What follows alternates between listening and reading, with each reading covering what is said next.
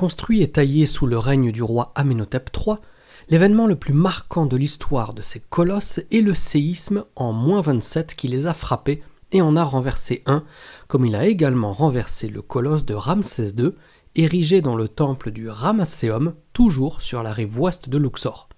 Au-delà de ce séisme, comment pourrait-on mener l'enquête pour comprendre ces statues ? Quelles sont les dégradations qu'elles présentent ?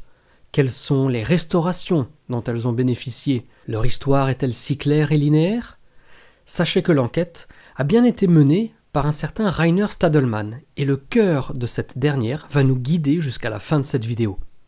Pour commencer, les sections arrière des deux socles sur lesquels reposent les colosses sont sévèrement endommagées. La partie arrière d'origine du socle, issue de la période pharaonique, est manquante sur le colosse nord, c'est-à-dire celui de droite lorsque l'on se trouve face à eux, ou autrement dit, celui qui a été grandement restauré. Le socle du colosse sud, quant à lui, est fendu par deux fissures traversantes, la plus importante d'entre elles traversant toute la partie monolithique. On suggère que lorsqu'un séisme frappe des monuments monolithiques composés de grands blocs, il détruit principalement les parties inférieures.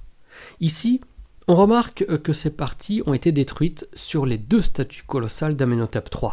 La partie arrière du colosse nord est également brisée et les angles les plus endommagés des deux côtés de la statue ont été remplacés par des sortes de rustines triangulaires lors de la restauration romaine.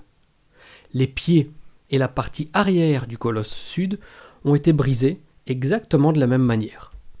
La fissure traversante qui coupe les parties inférieures du colosse nord se prolonge et pourrait être connectée à la fissure qui sépare la partie monolithique du socle de l'autre colosse.